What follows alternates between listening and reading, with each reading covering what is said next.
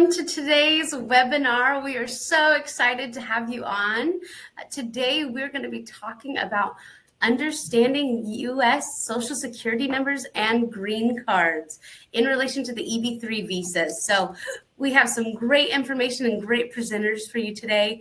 My name is Ashley Wheatley. I am the Director of Relocation here at Worldwide HealthStaff Solutions. And we have brought on a team of experts to come share with you some important information that's going to help you as you come to the United States. So let's begin. So what we're going to do is, if you look to the side, we have a chat going. Please jump on, tell us where you're viewing from and what state you're going to. This is fun information that for us to see about all of the wonderful people that we have on with us today. So go ahead and jump on the chat and we'll get started. So today, we have three incredible presenters who are going to be talking to you.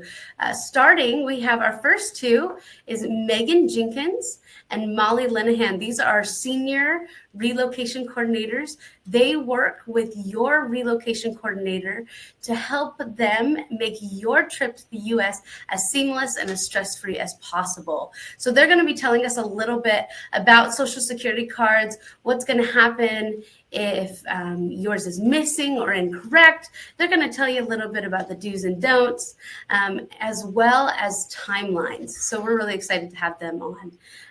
We also are excited to have Amy Reisman join us today from our case management team. She's a senior case manager, so she works with you and your case managers to help the application process of the Social Security cards and help you once you receive them or getting them once you're here in the United States. So we're really excited to have them on. So glad to have you guys.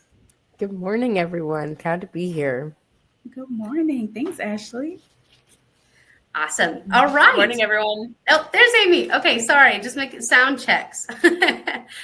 Very excited, very glad to be here. Today, like I said, we're going to be talking about many facets of the Social Security and green card process, anything from the application to how you're going to receive it and why it's important to keep these secure and all of this information. So if you have questions, we're at the very end, we're going to do a Q&A session to kind of go back over, review some of the things that we've talked about. So gather your questions, feel free to interact on the chat. And without further ado, we're going to turn the time over to Amy. Great. Thanks, Ashley. Thanks for that great introduction. I'll get us started off today kind of with where your green card first starts to come into play in your immigration, and that's going to be on your DS-260 form. I imagine that a lot of you guys on our webinar today might already filled out your DS-260 form, but for those that are with us today that haven't filled out this form and may not even know what this form is, the DS-260, it's an online form that each candidate must fill out and submit to the NBC. This is going to be done after your civil documents are submitted. The DS-260 just asks a lot of general personal information, some information just about your immigration case. I could go on forever about the different sections on the DS-260. But what we're talking about today is specifically the mailing and permanent address information section, because this is the section on the DS-260 where you are going to indicate the U.S. address where you would like to have your green card mailed to, which can be a bit confusing considering that as you're filling out this form, you don't have a U.S. address yet. So how exactly are we supposed to know where to put this address to?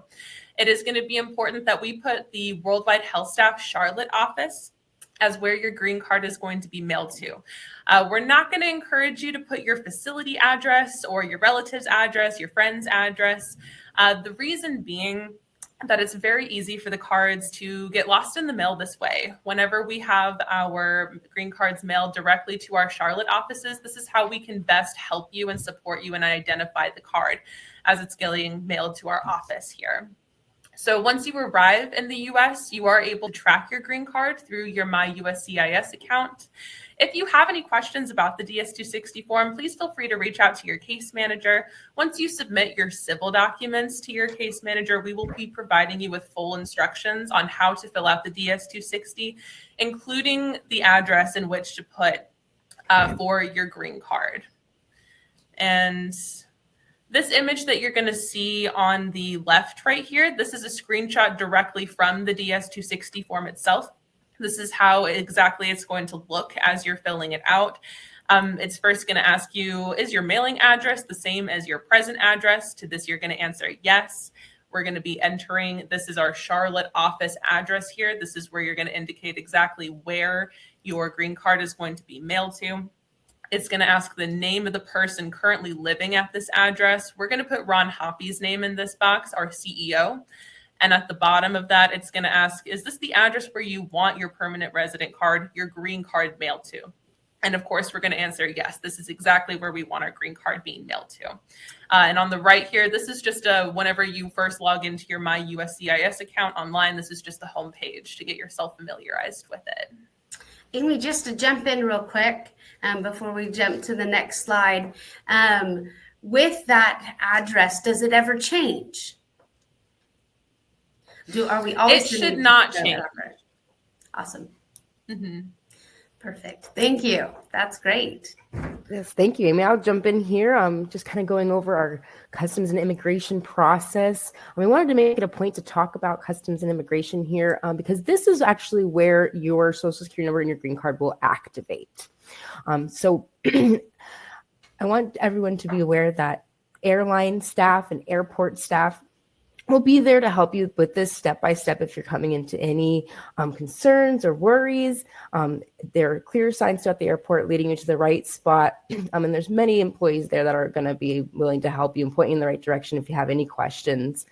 But as you come into your customs immigration's port, that will be your port of entry in the United States, which is your very first spot touching U.S. soil, depending on where your layovers are and your flight journey. It could also be at a U.S. pre-clearance spot. For example, Abu Dhabi offers U.S. pre-clearance, so that could also be a spot where you're going through U.S. customs and immigration. But as you're going through U.S. customs and immigration, we kind of listed the steps and what to expect as you are preparing to start this process. After you deboard your plane at your port of entry, you'll be claiming your luggage. This will be needed to be claimed so you can go through inspection with the U.S. Customs Immigrations officer. From there, you'll just be waiting in line to speak with an officer. I think everyone can attest and say that this is probably where you'll spend most of your time in this process, is just waiting to speak with an officer. But as soon as you have your turn to go up and speak with an officer, you're just going to be answering questions in regards to your entry, verifying your documentation, getting your visa stamped, which is a very important part, and possibly taking fingerprints. They may do this, they may not do this, all completely normal, and whatever they decide is best to do at that point. As soon as you're done speaking with them and they have all the information they need, your visa is stamped, you'll be done with this process. They'll get all that documents to the U.S. government so they can get this process. And from there, you'll just be rechecking your baggage. This can be done at the Customs and Immigrations location or at the airline's front desk. And then you'll continue to your connecting flight to make it to your arrival location safely. Does anyone have anything to comment on the U.S. and immigration and customs? Absolutely. Thank you, Molly. That's great information. Remember to be working with your relocation coordinator if you have any questions in regards to going through the process, especially at customs. That's what we're here to help with. Another thing that I just wanted to touch on is you talked about getting a stamp on your visa for your Social Security card. And this actually applies to your green card. When you go through customs, they're going to stamp your visa. And on that stamp, then your visa now becomes what's called a temporary I-551. All right. So an I-551 just means that your visa is now your green card for 1 year. And so that gives you time while you're in the United States for your green card to come in. We're going to talk a little bit more about timelines in a second. But when you're asked if you have a green card, you do. It's just your stamped visa until your actual permanent residency card comes in. So thank you, Molly. That was really good. And we'll turn it over to Megan to talk a little bit more about that timeline. Thank you, Ashley. I appreciate that. So as Ashley and Molly talked about, once you pass through your U.S. port of entry, that is where your Social Security number is going to be activated when you pass through U.S. Customs. after activation. It's going to take about 2 to 4 weeks for your Social Security number to be processed and for your card to be mailed out. Like Amy said, when it's first mailed out, it's going to come to our Charlotte office. Once the day that we receive it, our documentation specialist is going to reach out to you and provide a soft copy of your Social Security card through email. She's also going to request a permanent address for you where you're currently living, so we know where to send your Social Security card out to. Now, like I said, it's going to take about 2 to 4 weeks for your Social Security card to be processed and mailed out. In the event that after 4 weeks, you still don't hear anything from our documentation specialist or you still haven't received your card, you're going to want to reach out to your case manager, and that's going to be Amy's team. And you want to inform them that, hey, I haven't received my Social Security card yet, and they're going to give you some next steps of what you need to do to make sure that you receive that. For your green card, that is also going to activate upon your U.S. entry. It's going to take a little bit longer, though, for that to be processed and mailed out. We see those come within 2 to 6 months of U.S. arrival. Same with that one. If you don't see your green card after about 6 months, you're also going to want to reach out to your case manager and let them know, and they can provide you with some next steps on what to do. You can also use the link shown above, and as Amy said, log into your USCIS account to track your green card as well. All right, so we also want to talk a little bit about what to do if the information on your Social Security card or your green card is incorrect. The first thing you want to do, of course, when you receive either that soft copy or the hard copy in the mail is check the spelling of your name and also the names of your dependents on their cards as well to make sure that it's spelled correctly. Now, if you do have a little bit longer of a name, a Social Security card allows up to 26 characters on the card. We see sometimes that the Social Security Administration will cut down the size of the name just so that it'll all fit on the card.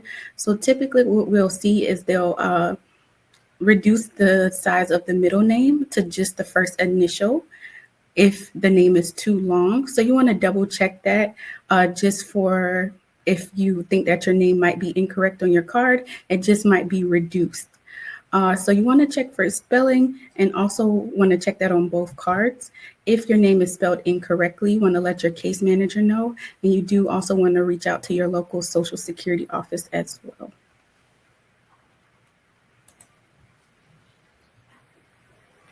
All right, and I'm going to pass it back to Molly. Thank you, Megan.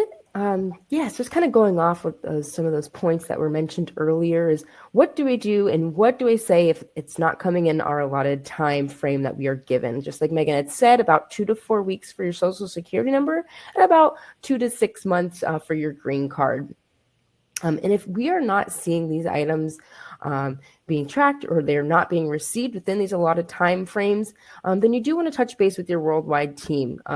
Case manager is always your first go-to point. You can always reach out to your relocation coordinator or documentation specialist to point you in the right direction or connect you with the right people if you're having any questions or concerns. Your worldwide team is happy to help, especially when it's kind of past these time frames and kind of tells us that maybe we need to take an extra step and see what's going on here. What I do recommend not doing is don't call or reapply for your Social Security number unless advised by your team. If we are reapplying for a Social Security number before those allotted times and before we've talked to our team that can guide you in the right direction, this can cause further delays and duplications within the government system. And this can take lots of time to fix and correct, maybe receiving duplicate numbers. Both of those can be invalid, having to get a whole brand new one.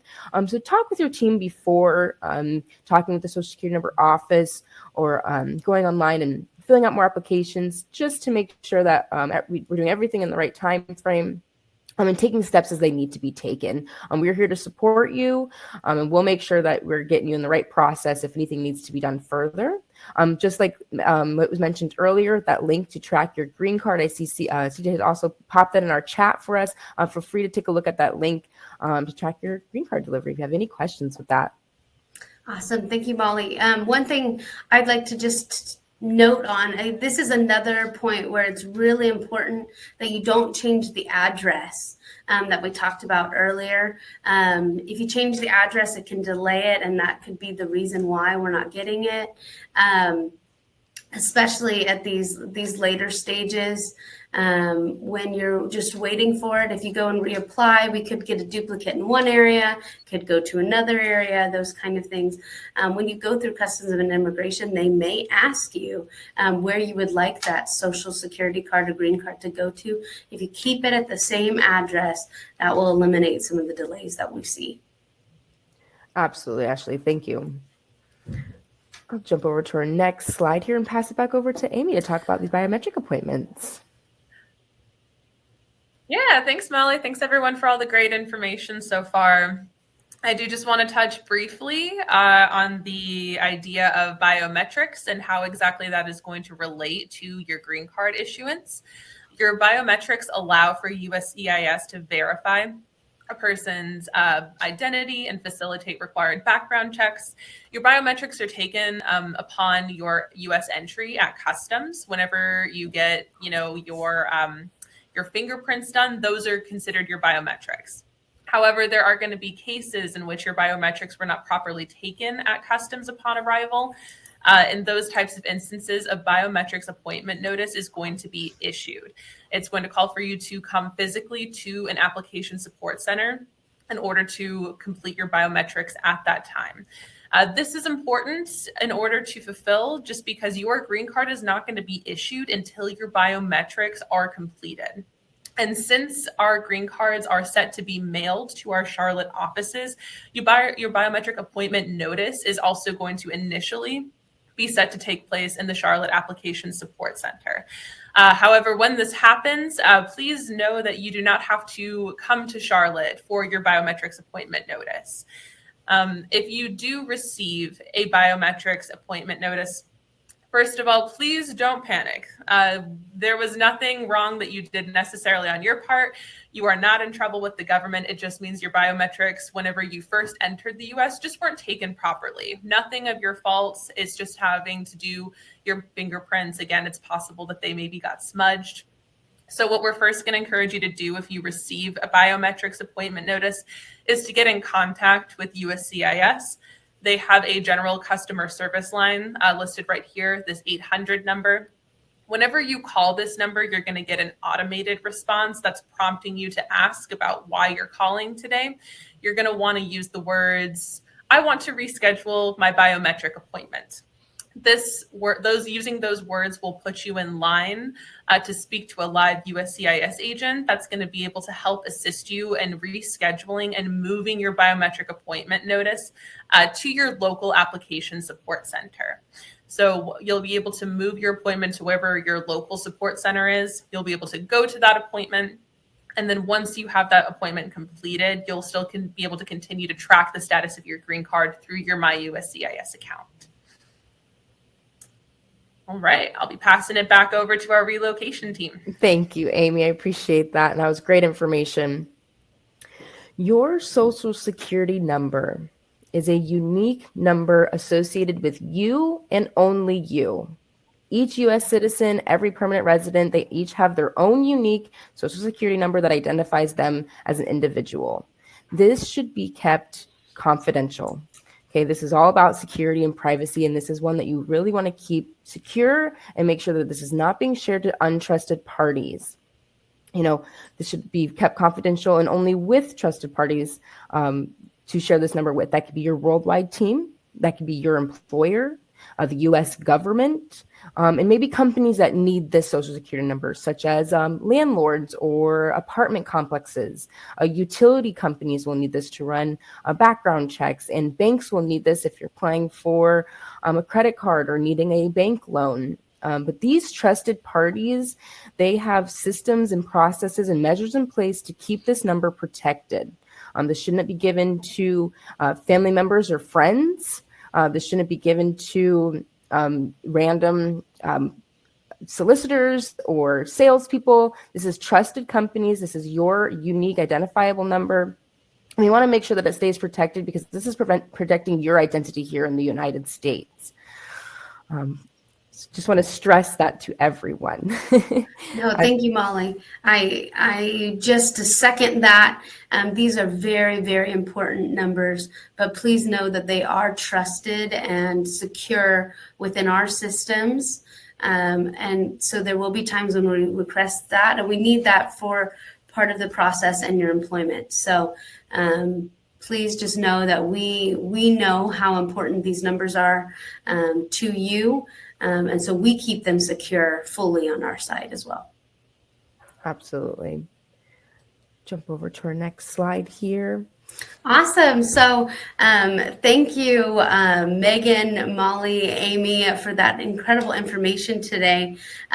Before we wrap up our presentation, we just wanted to kind of go a little bit of a recap over some of the things that we talked about. Just what are the do's and the don'ts associated with your Social Security card, your green card. And as we go after that, we'll move into our question and answer session. So if you had a question during the process, feel free to jump in there and start putting those in the chat, because we'll be reviewing those to get prepped. So just to turn back to our amazing presenters, guys, is there any do's that are just really important that you would love everyone to know about in relation to what we talked about today? Of course. I'll get us kicked off here with our do's and don'ts. So just some of the first ones that I have. Upon entry to the U.S., you want to make sure that the immigration officer at your port of entry, when you're going through U.S. Customs, you want to make sure that they receive your visa packet. You should not leave the airport with your visa packet still. You want to make sure that goes to your immigration officer so that we can make sure that your Social Security number and your green card is being processed.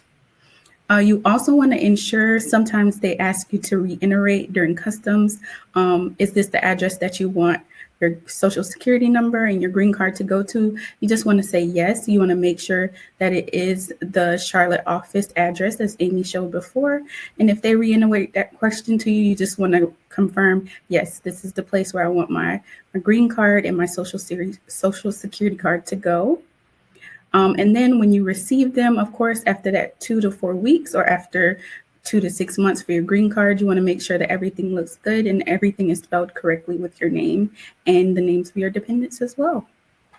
Absolutely. And if you guys are legally changing your name, after arrival here in the U.S., or if you're getting married and your last name is changing, just make sure that we are contacting the Social Security Administration office so that we can get a replacement card with your correct new legal name. If you need help or assistance and who you should be contacting for that, reach out to your worldwide team. We're happy to point you in the right direction. We want to make sure that that card is staying up to date and correct with all information that applies to you and your family.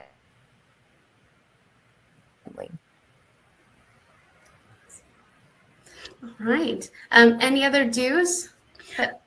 And I would say lastly, when you're filling out your paperwork, especially that DS-260 form, you want to make sure that you're using your full legal name. You don't want to use any nicknames when you're filling out any legal paperwork.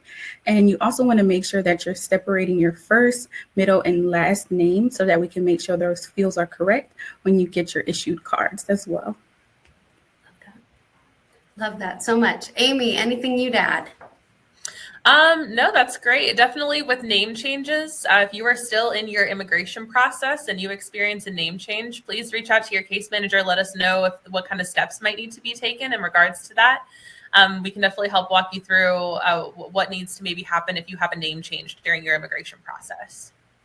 Awesome. Just like we talked about earlier, with the Social Security cards, to add on to it, if your name is really long, it will cut off. There's only a certain amount of characters that can go on the Social Security card. That is okay. If your name is really long, it's not going to put the full name on it. But as long as you applied with the full name, you're good to go. You're set there.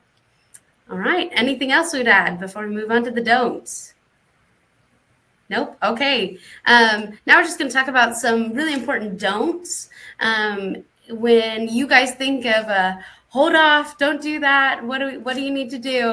What's the first things that come to mind? I can start on this one. Reapplying for your social before 4 weeks after your U.S. arrival date. I know you guys are anxious to get those socials. I know that that's what's keeping you guys from being able to finish out your licensure and start working. However, in order to avoid getting like a duplicate social card, we don't want duplicate socials. That just makes it really complicated. We want to make sure that we are waiting out that full time frame of 4 weeks before we attempt to try to reapply for your social. Best advice, best practices before you go in and reapply for a social, reach out to your case manager, reach out to your relocation team, get some input, get some advice from our team before you go and reapply for that social.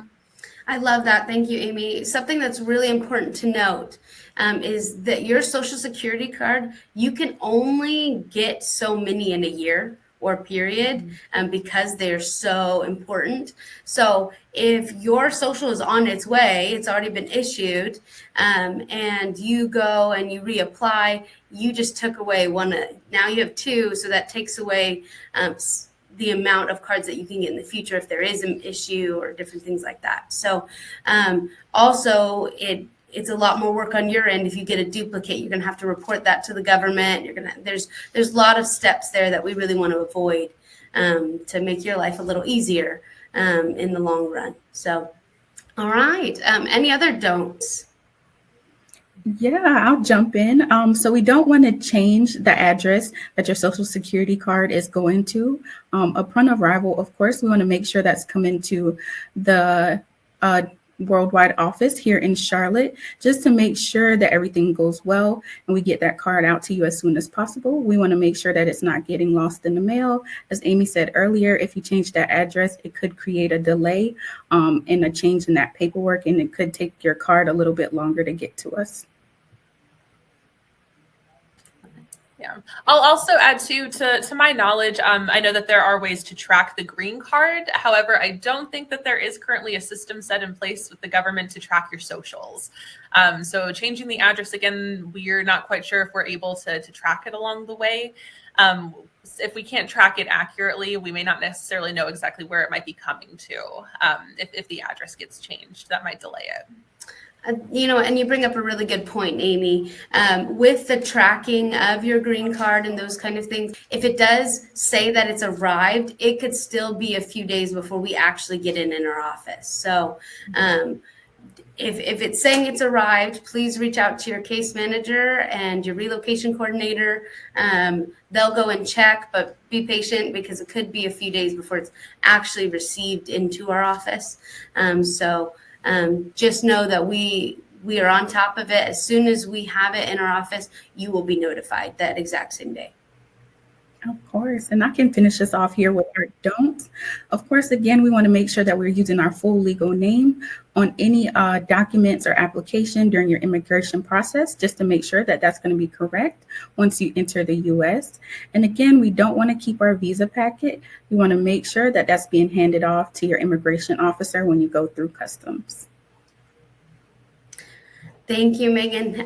One other don't that I would just add on there is if you receive your green card first before your social, don't worry. They're separate systems. They're separate mailing. They're going to come at different times. And that timeline with the green card, on average, it's 2 to 6 months, but it could take more than that. It could come less than that. We're dealing with the mailing system of the United States. And so that can fluctuate by month. We are going to keep track of it. We're going to keep on top of it. But please know that these timelines are our best estimates. But if you're talking to your case manager and you're talking with your relocation coordinator, they're going to be able to give you the timeline that we're seeing in the moment. But again, when it comes to your Social Security card, don't do anything until those 4 weeks. At those 4 weeks, your team will be able to instruct you better on how to talk with the Social Security office. In some cases, clients may be involved as well. So if you receive instructions from your client to go to an appointment or talk at the Social Security office, you need to follow those instructions because they may have a system set in place with your local area. So just keep those in mind. But if you're constantly talking with your worldwide team, you'll have all the instructions that you need moving forward with that. Any last bits of information anyone would like to share? No? All right. Well, thank you for your wonderful presentations today. This is such great information. We are very, very excited now to go into the question and answer session. So I'm going to jump off the camera. I'm going to be going through the Q&A session, and I will just read out some of the questions. Unfortunately, we won't be able to get to all of them, but thank you for contributing to send in the questions. I'm going to go through, get some good questions, send them out to the team, and we will go from there. Right, so I'm just going to jump off here. Just as a test, can you guys still hear me? Yes. Yes. Awesome. Okay, so I've really been impressed with some of these questions that have come through. So again, thank you for all of your dedication and involvement today. So I'd like to start with one of these ones that we had initially. So team, this question says, hi team, I will be entering the US in San Francisco through though my facility is in Houston. I will be staying in San Francisco for a week before I make it to my facility location. Will my visa packet be collected in San Francisco? I can jump in on that one. That is correct. Your visa packet is going to be taken at wherever your point of entry is. So actually, there's a possibility it may not even be taken necessarily at San Francisco. Whenever you first arrive in the US, wherever your first point of entry that is, as soon as you get to the US, so whether that might be San Francisco, if you're going directly from your home country to San Francisco, if you're going to Dallas, if you're going to New York, wherever your first point of entry is where your packet is going to be taken. Awesome. That was great. Thank you. There is a second part of his question. So it also says, is it okay if I tell the immigration officer that I am staying in San Francisco for a week before going to my employment? I can definitely hop in on that. I would say there would be no need. Sometimes less is more as far as giving information. So I would just confirm with the officer that you would still like your card to be sent to the worldwide offices here in Charlotte. When they confirm the address, you would say yes.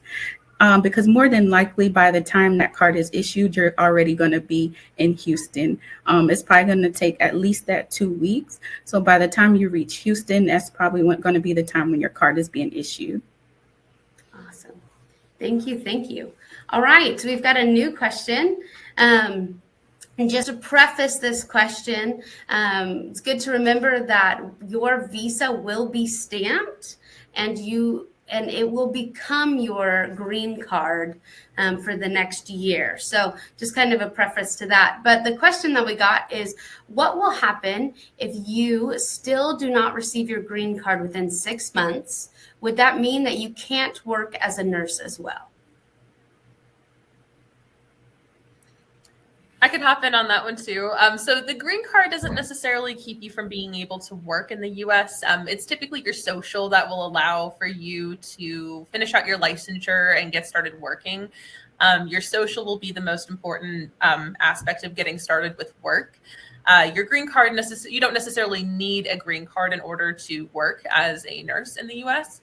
However, if you are finding that your green card did not arrive 6 months after your arrival, get back in touch with your case manager, get in touch with someone from Worldwide. We can definitely help you and guide you into kind of some next steps and some resources that we can have you reach out to hopefully get that ball rolling with USCIS to get your green card issued. Awesome. Thank you. Thank you. That's great information. All right. The next question that we have is, can I give my Social Security number to a family member to help me as I immigrate? I'll jump in on this one. I think it is best to keep that Social Security number confidential. If you're needing help, filling out paperwork or working on getting maybe a bank account. This is something that you can work on personally with that trusted party, with that trusted company, whether that be worldwide, whether that be with your employer, apartment complex, or a bank. They have those security measures in place to keep that number safe and secure. You don't want to risk giving this number out to everyone. There's really no reason for you to be giving this number out to anyone other than those trusted parties, just to make sure that it's being kept as confidential as possible. Again, this number is your unique identification number here in the United States. This number is your identity, pretty much. And we don't want to risk anything such as identity fraud, or that number getting out to untrusted parties. So keeping that number as confidential as possible is my number one advice. And if you have questions about who you can be sharing this with, come back to your team here. We'll be happy to kind of guide you and give you some more information around that. Awesome. Thank you. Appreciate that. Our time is coming down to an end, so I have 2 more questions. Again, I want to thank everyone for all of their wonderful questions. If your question was not answered today, please reach out to your case manager, your relocation coordinator, and we will be able to help you the best we can in regards to all of this information that we've talked to today. Okay. All right. Second to last question that we have, and this one I'm going to say is directed a little bit more towards Amy. It's in regard to the application. It says, which one is first to submit, the civil documents or the DS-260? Yeah, great question. Yeah, so you will submit your civil documents before you fill out your DS-260 form. We want to make sure that we are submitting civil documents off to the NVC first so that the NVC has time to receive those documents, because they will be reviewing your civil documents alongside your DS-260. Whenever you submit that DS-260, they'll be kind of cross-comparing them. So the civil document submission will come before you fill out your DS-260. Awesome. Thank you. Thank you. All right. And with our last question, I think this is a really good one. It kind of goes back to that point of entry piece. But there are special countries that will collect it beforehand. So this question says, some airlines here in Abu Dhabi, UAE, they're collecting the visa packet before the departure, especially if Etihad Airlines. Do we have any comments, ideas, explanations on that? Yeah, that's a great point to bring up. There are a few different countries and locations that offer U.S. pre-clearance. And these are great places to go through U.S. Customs and Immigration. That is not a worry that you should have. This is something partnered with the United States just to kind of create a more seamless system. Abu Dhabi is one of those places. Dublin, Ireland is another one of those places. Canada offers U.S. custom and pre-clearance. And I think we have a list of about 2 or 3 more that also offer U.S. pre-clearance. And this is a great spot to go through U.S. Customs. Again, whether that be one of these U.S. pre-clearance areas or locations, or your first spot touching the United States, that is where you'll go through U.S. Customs. And if you have questions about where you're going to go through U.S. Customs and Immigration during your flight journey, reach out to your relocation coordinator. They will absolutely be able to tell you this information. They'll help you along the way, and they'll let you know what you can expect at each stop of your trip here. Awesome. Well, thank you again to our amazing presenters and to all of you for attending today. Your questions were incredible, as well as your interaction in the chat. We really appreciated it. Please remember that this link for the webinar will go out in the next 24 hours, so you'll have that. Please refer to anything that we've talked about today. And also just remember that your relocation team, your case manager team, we are here to help. We care about you, and we want to make sure that your process to the United States is as stress-free and seamless as possible. So please come to us. We're here to help. All right. Thank you all for joining. And we hope that you have a wonderful rest of your day. Bye for now.